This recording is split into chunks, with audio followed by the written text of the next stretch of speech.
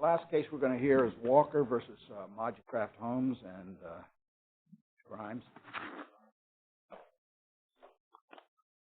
Judge Niemeyer, Judges Duncan and Agee, good morning once again, and I present to you what I believe is your third and final argument for this morning, which comes to you from the Western District of Virginia in a gender-based hostile work environment sexual harassment case. There are two issues in this appeal. The first is whether the harassment at issue from an objective perspective was severe or pervasive, and the second concerns whether there was enough evidence to get to the jury on the retaliatory discharge claim. I will address both issues, but for the record, I state that I've ceded some time to my colleague from the EEOC who will address only the first issue. So you might bear that in mind. As I've said, the first question is whether the district court erred by concluding that the harassment was objectively severe or pervasive. This is the second half of the third element of a hostile work environment claim, which is the only thing I'm going to talk about with respect to that claim. And I should park here for just a moment and say that there's no question from Ms. Walker's perspective that the conduct was subjectively severe or pervasive, to the point that it negatively affected her ability to do her job, slowed her down at work, she said, and she was medicated just to get through the day. In granting summary judgment, the district court did not rule as to the other elements, limited its ruling to this. Correct. Exactly right, Judge Agee. And that's why that's all I came here to talk about, is that element, what I call element 3B of the hostile work environment claim. And so that analysis is informed by this court's decision in Freeman versus Dahl Tile Corporation.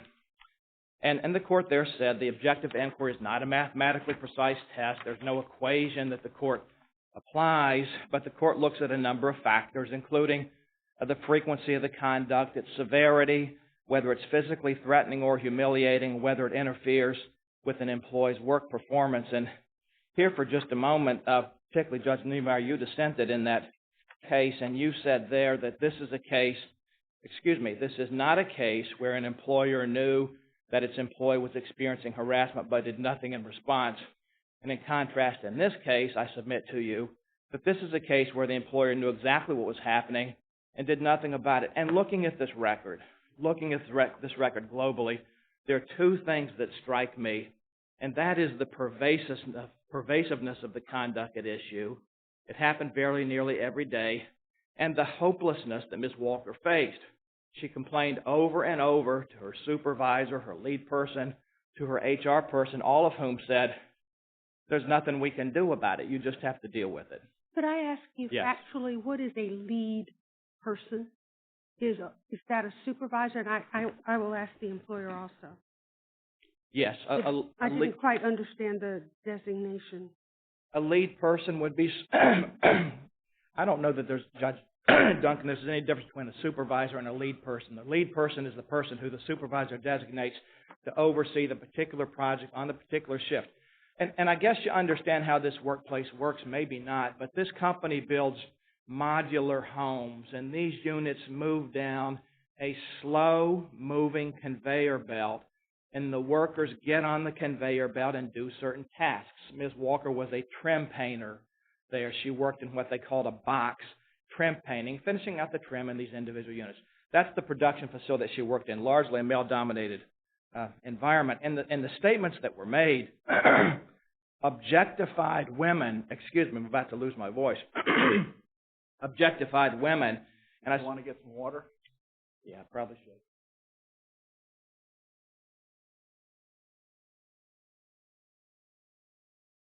Objectified women in a way that a reasonable jury could find that this conduct was severe or pervasive. I mean, the comments, women were referred to there as fresh meat, which is humiliating and degrading to any of the women in this courtroom. Frequently, a co-worker, David Mullins, would grab his testicles, gesticulate toward the plaintiff and say, these nuts are looking for you. Say things like, I bet you could holler real loud, couldn't you? A reference to sex. And if you want a blowjob, that is oral sex, go up in that box where this young woman worked. It was just awful, humiliating, and degrading. And again, what sets this case apart maybe from some others is that it happened every day, and she complained over and over. I was about to tell you that she called the 800 hotline to ask for help, and she was told that no one was available to help her. When she called back, she finally got a live person, a young man who said he would try to help her, but she didn't hear from him. She called back, and he'd been fired. So she did everything you would expect a reasonable woman to do, and these comments just objectified the woman in a way that drove her to the doctor. She had to be medicated to get through the day.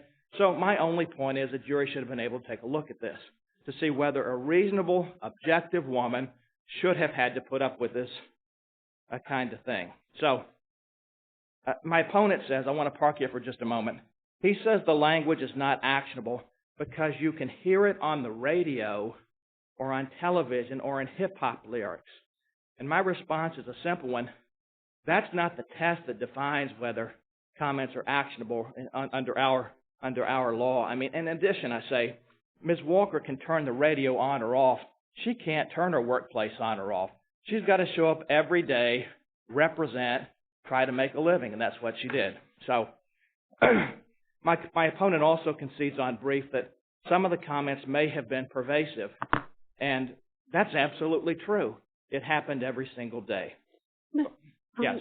Do you run into any difficulty with on the basis of sex component, because it appears that this objectionable conduct was directed at men and women?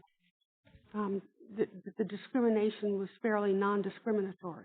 That, of course, is the second element of the hostile work environment claim, and the answer is we do not. The district court did not bite on that argument, and neither should you. In fact, it didn't even address it. That's why we've not really addressed it on brief either. It's thrown as a kitchen sink argument.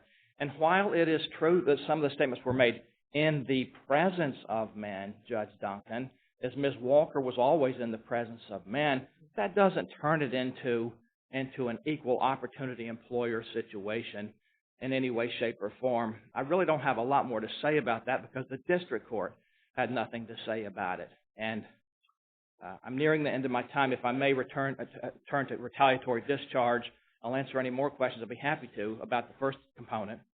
Well, I'll move on to that with the time that I have left. The second point that we make is that to establish a retaliatory discharge claim, I'm not telling you anything you don't already know, Walker must prove three things. She engaged in protected activity, she suffered an adverse employment action, and those two things are causally related. The first and second elements are not in dispute. She obviously complained over and over, and second, she was fired. And so the issue is whether there was enough evidence to go to the jury on the causally related prong, the third prong, and we submit that there was. Now, Walker says that it fired, Mod-U-Kraf says it fired Walker because she poked her tormentor in the chest while she was begging and pleading with him to stop tormenting her. That's what Mod-U-Kraf says. Factually, she denies that ever happened. The district court said that it does not matter at all whether Walker poked him with her finger. All that matters is whether the plant manager believed that she poked him with her finger. And in other words, the district court's view, reality doesn't matter. The only thing that matters is the company's perception of reality, and that's not the law in this circuit. The Okole case, just for example, held that because a jury could credit the plaintiff's evidence that the proffered reasons were pretextual, it should be for the jury to determine whether the non-discriminatory reasons were the true motivation for the plaintiff's termination. Well, the employer didn't just leap to judgment on that point. It did interview a number of employees who supported that version of the event. But did it not? It interviewed some people, but you note it didn't interview Ms. Walker. And I took the deposition of the plant manager. She said, I don't really care what she had to say. And so with that, there was an interview, there was a process, and the gentleman who was tormenting her got into an altercation with Ms. Walker's boyfriend. Ms. Walker stepped in the middle and said, in essence, stop harassing me. And that was the reason why they fired her. But you have to consider, Judge Duncan, the totality of the circumstances. Now, look, after they fired her, they issued a piece of paper to her saying, your performance was good and you're eligible for rehire. And my only point is that's something a jury ought to be able to consider. The court doesn't blindly accept what the employer says. And again, this is a case where the employee was harassed over and over for an extended period of time, and the company did absolutely nothing. And next, the company's sexual harassment policy is dysfunctional at best. There's no anti-harassment training. When you call the hotline, there's nobody there to help you.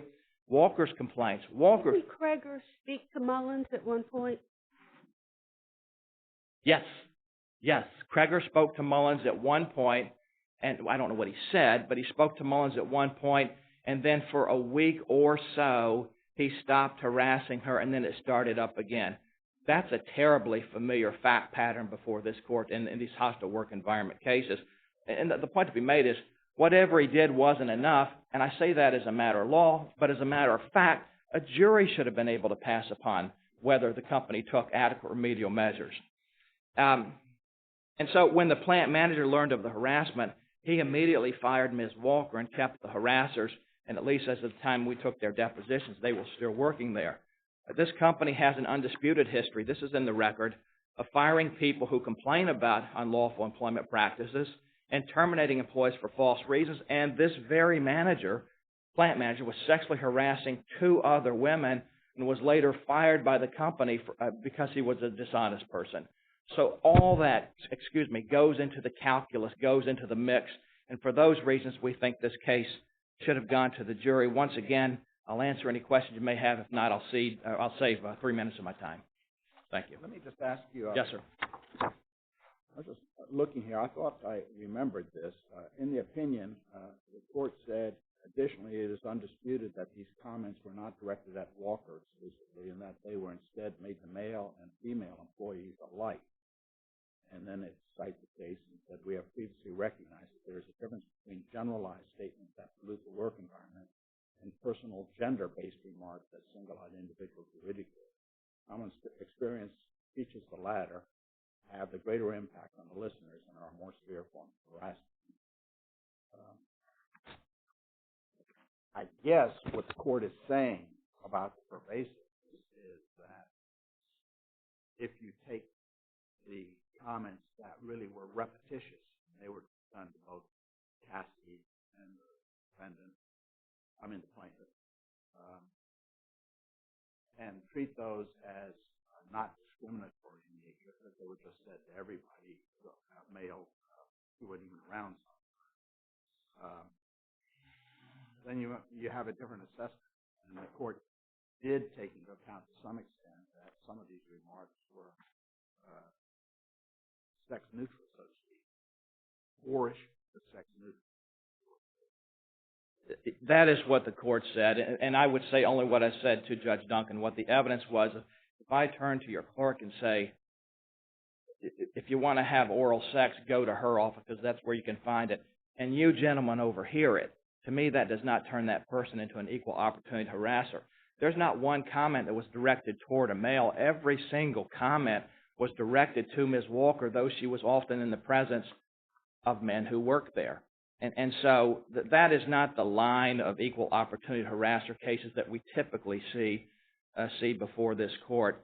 And the power of gender was behind every degrading remark here. It was all reference to providing sex. These testicles are looking for you, looking right at Ms. Walker when he said it. The same thing Cassidy alone, going by Cassidy, and he was, they were dating, as you know. They were dating. And it looks to me like they were making fun of the fact that two were dating. And Cassidy was pretty sensitive to that stuff, too. He filed his own complaint. Okay, well, why don't we hear from Mr. O'Keefe? Enough said. Thank you. I think they are. They are third. Is the EEOC acting as rebuttal on this, or are you joining? Okay, we've got it wrong here. Then you want your time now. Okay.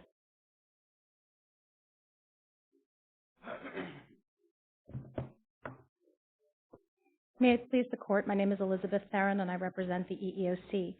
The Commission filed a brief in this case to address certain legal concerns that tend to really recur in the analysis of these hostile work environment cases. This Court has a very robust and detailed body of case law on hostile work environments and sex harassment. And as we argued in our brief, the facts of this case fit comfortably within the range of scenarios that this Court has held sufficient to go to trial.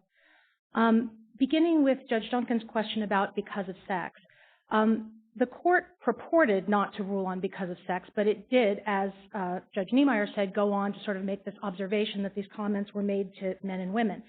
Now, first of all, the fact that they were made in the presence of men and women and that they were made to men. Specific footnote in the district court's opinion that said that because of the ruling on the severe and pervasive factor, it did not need to address any of the others. That's right. That's what the court said. But then later on in the same opinion, when it was discussing the severity issue, because it never really addressed pervasiveness. It took the court at its word, though. I mean, in theory, that would mean if the plaintiff prevailed here on the hostile work environment claim, there could still be a proceeding in the district court on the other elements.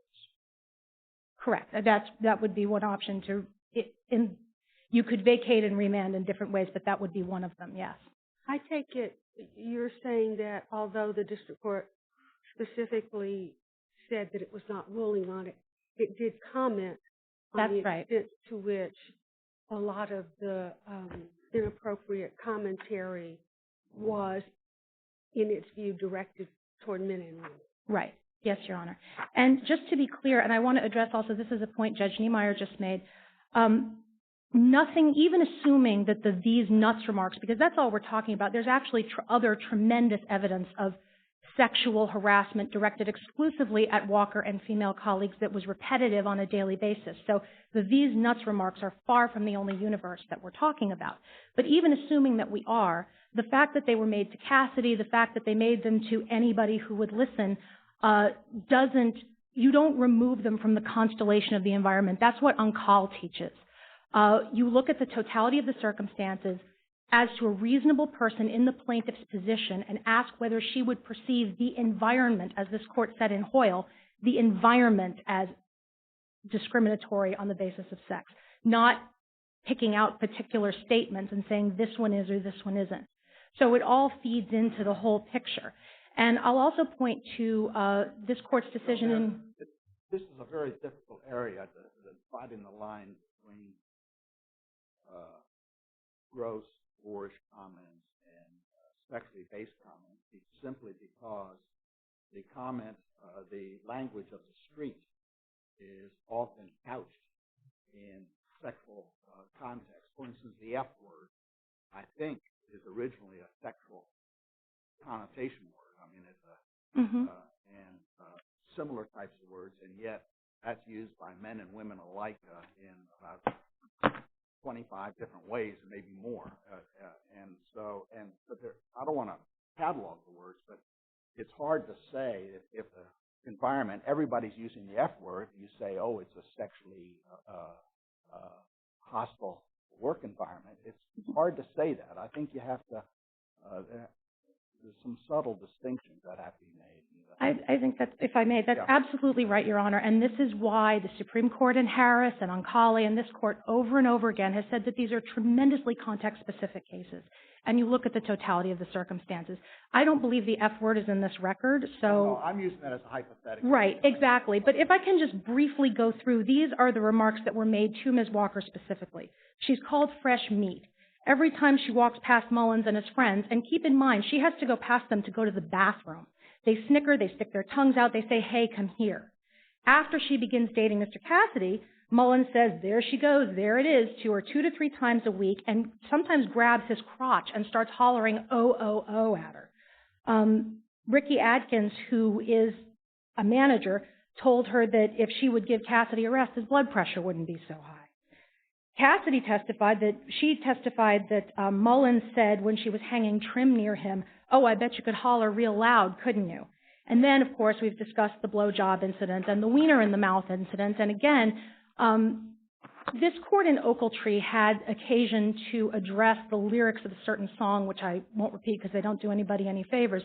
But this court, sitting en banc, was able to see that based on the context of the words that were being sung, even though there were men present, the song was directed at Ms. Ochiltree. And again, here, the same thing.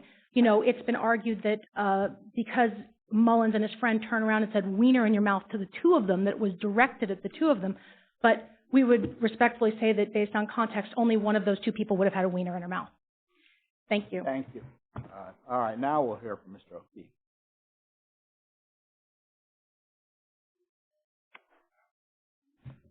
Thank you, Your Honor. My name is Jay O'Keefe, and I represent Mod-U-Kraf. After carefully reviewing the record and hearing argument, the district court concluded in a transparent 23-page opinion that Walker hadn't forecast enough evidence to survive summary judgment on either her hostile work environment or retaliation claims. And it was right on both points. As to the hostile work environment, Walker's projected evidence could not establish conduct that was so objectively severe or pervasive as to alter the terms of her employment under the factors that this court's case law teaches us to consider. And the bulk of the conduct she was complaining about wasn't based on gender animus. And as to the retaliation claim, Walker just hadn't forecast any evidence that would let a reasonable jury conclude that the company's legitimate non-discriminatory reason for firing her, that she was involved in a fight in the workplace, was just a pretext. Let me address the harassment for a minute. Why isn't the fact that Mullins was ultimately disciplined for violating the company's anti-harassment policy? That's correct, is it not? That's correct, Your Honor. Why is that not probative, at least to some extent? I think it is probative to some extent, Your Honor, but I don't think it's dispositive. Of course. Right. But I think that is a helpful fact for the plaintiff. The difficulty, the thing that concerns me about this case particularly is that this isn't an instance in which the employer didn't know what was going on, because Ms. Walker complained constantly. And I believe that, and she was told by her lead person, just ignore it. And at one point, Mr. Kreger spoke to Mullins, and the behavior abated, but didn't resume. So it never seems, the company does not ever seem to have engaged in response to her. And that's what troubles me here. That is one of the hard parts of the case for us, Your Honor. As you said, Kreger did speak to Mullins on the one occasion after the concerns were brought to her. And you asked earlier about Burnout's role in the company and whether she was a supervisor. On my reading of the record, a lead person is not really a supervisor. It's a person coordinating work, but she doesn't have the authority to discipline anybody. She can't hire or fire or promote anybody. So she's a person who is directing people like Walker on the line where to go, but she doesn't have the authority. He is someone to whom Walker complained. That's correct, but she didn't have the authority to do anything about it. Okay. But Kreger did.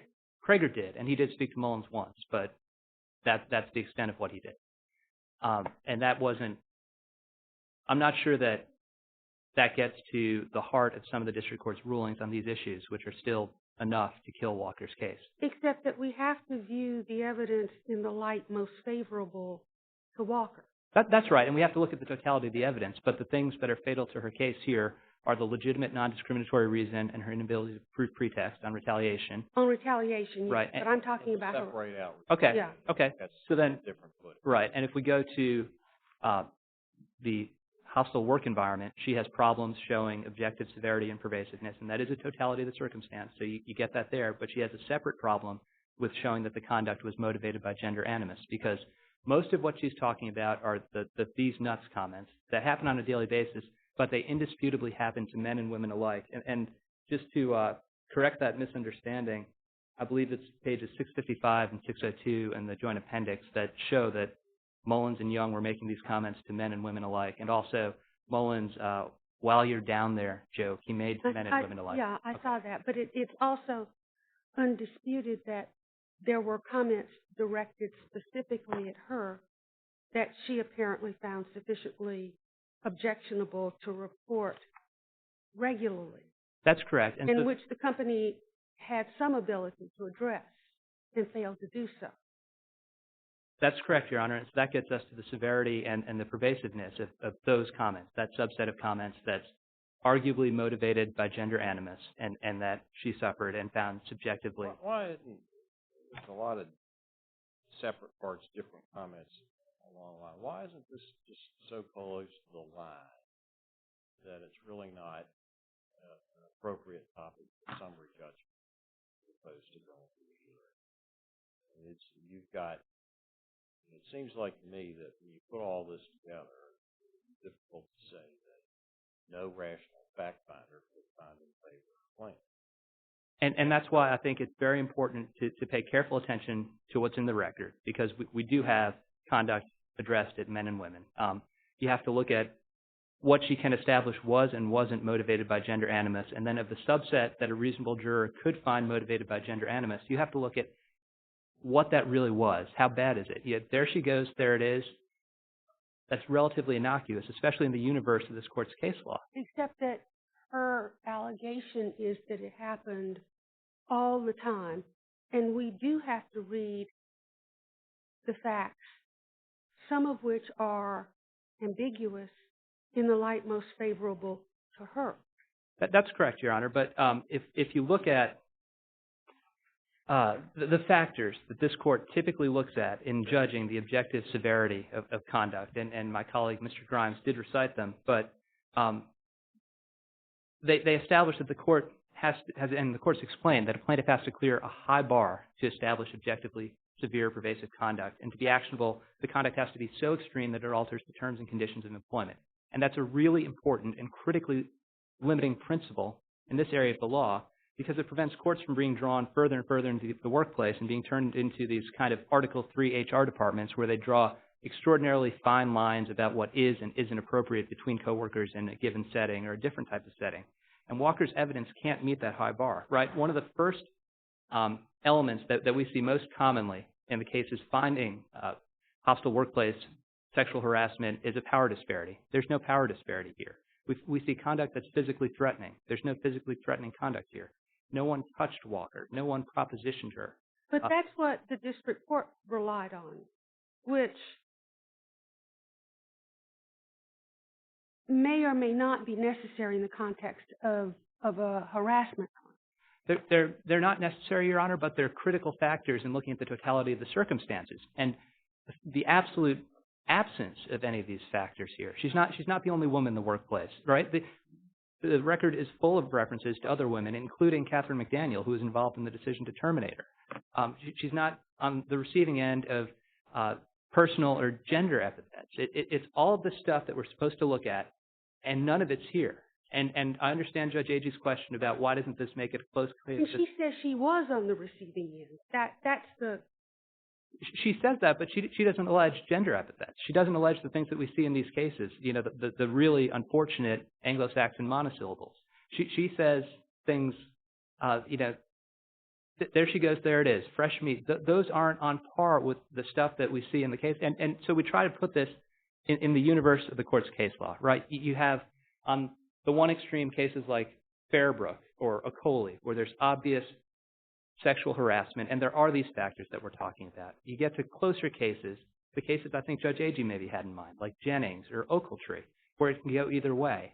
And then you have cases on the other end of the spectrum, like Ziske or Lack, where you have more of the stuff that we're talking about here. You have verbal harassment that's not in personal or gender-specific terms. In Lack, you have the crotch-grabbing gesture. You have the faking orgasm noises. You have the off-color jokes. You don't have it with the frequency we see here, but you do have it coming from a supervisor, which at least counterbalances that, because power disparity is one of the critical things we look for. And Lack wasn't good enough. You have all that here in the fact that she reported it. Right. And you had that all there in Lack, and Lack didn't state a claim. And that's the point, is that it's not that close a case when you take a step back and look at the universe of the cases, of course, jurisprudence on this, and then look at what she's actually alleged. The stuff that is frequent, pervasive, is the stuff that's also not related to her gender. And my colleague said that we're making the argument that because you could hear something on the radio, it's not related to gender. And that's absolutely not what we're saying. What we are saying, and what this court's case law makes pretty clear, is that even when you're dealing with overtly sexual language, the F word, you have to look at how that language is used in everyday parlance. And these terms that she's complaining about, they're a joke. They're a dumb, sophomoric joke that's well understood. And I'm not saying that because you can hear it on the radio or a CD, it's not sexual harassment. I am saying that because when it's used in this context, that's what it means, and it's not a sexual solicitation. That's an important factor to keep in mind. Another important factor to keep in mind is that men and women are both hearing this. It's pervasive, but it's pervasive going both ways, and that's a significant hurdle for her to overcome. And we know that also from Lack. Further to that point, Cassidy himself understood himself to be the target of this harassment. He filed an EEOC charge. He described what Mullins and Young were doing as harassing him. There's some discussion about whether or not some of these comments were targeted at Walker. And there's no question that she testifies that they're targeted at her. So for the subjective prong, we concede to her. But at the same time, it's nonsensical to say that some of this stuff is directly targeted at her. For example, when she goes into the box, which is half a house, and then Mullins turns to Cassidy and says to Cassidy, if you want a blowjob, go into that box. She's not even in the same room anymore. She's gone into the house. That's a comment targeted at Cassidy, who has a long-standing and undisputed history of hostility with Mullins and with Brad Reagan's and to a lesser extent with Young.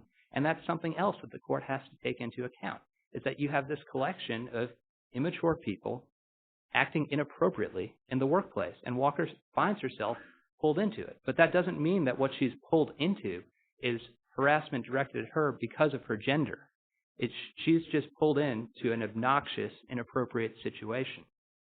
I did want to address a couple other points. The undisputed history of firing people who complain about sexual harassment, as I understood it, was based entirely on inadmissible hearsay, and the court shouldn't consider it on appeal. And as to the comments from Ricky Adkins, Robin Walker herself testified in her deposition that she didn't consider those sexual, so they don't meet the subjective prong. I mean, they're not something that we ought to be considered. The plaintiff didn't even consider that sexual harassment directed at her. She just thought it was none of his business. As to the retaliation prong, I did want to address that because that is half of the court's opinion. My colleague set out the case law on that point, and we agree. Where we differ with him is on what the court's to do with our legitimate non-discriminatory reason. The EEOC doesn't challenge that ruling, by the way, from the district court, and that's well advised because it's plainly correct. Ricky Adkins and Catherine McDonald both testified that they jointly decided to fire Walker after conducting an investigation and interviewing 9 employees and collecting 7 witness statements. And Adkins specifically denied that Mod-U-Kraf fired Walker in retaliation for complaining about anything. He explained that her determination was the result of being involved in this fight. And that's a perfectly sound basis for firing somebody. And Walker disagrees, but she hasn't forecast evidence that would license the reasonable inference that that's just a pretext. Mod-U-Kraf's explanation hasn't changed over time. It's not treating similarly situated employees differently. Based on the witness statements that he collected, Ricky Adkins could reasonably conclude that Robin Walker had picked a fight at the workplace. Now, she says, hold up, we're on summary judgment, and I testified that that's not what happened. But for the purposes of the pretext inquiry, we accept that as objective truth.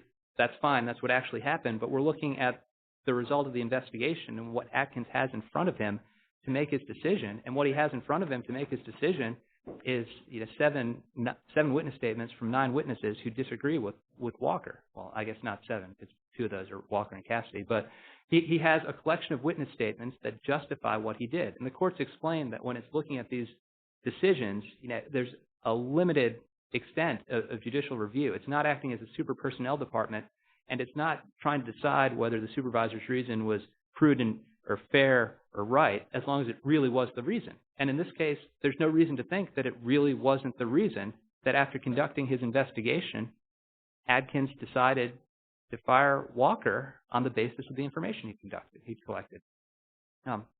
So for those reasons, Your Honors, we'd ask the court to affirm the district court's judgment unless the court has any questions. Thank you, Mr. O'Keefe. Mr. Grimes.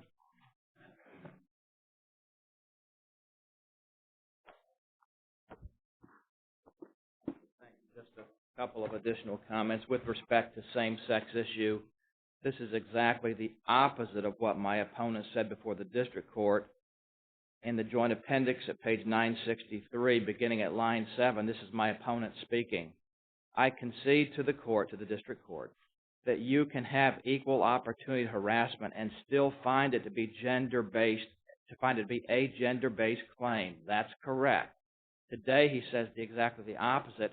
Maybe that's why we have the footnote from the district court. And maybe the district court, Judge Agee, as you pointed out, will have to review that question somewhere down the road. My opponent says today, and this is the essence of his argument, This was all just a joke. Could you answer, was the finding that Mullins violated Mod-U-Kraf's harassment policy based on this conduct? This conduct being the sexual harassment. The allegation by Walker. Yes. That he was sexually harassing Walker. Yes. Yes. This wasn't a joke to Ms. Walker. She's nothing special, folks. She's just a working woman trying to make a living. That's all she's doing. When she's harassed, she complained about it. The company did nothing. She internalized what was going on to the point she had to be medicated to work through the day. That ought to go to a jury on any planet, including this planet. And Judge Agee, in conclusion, Hoyle versus Freightliner, spot on to what you were saying.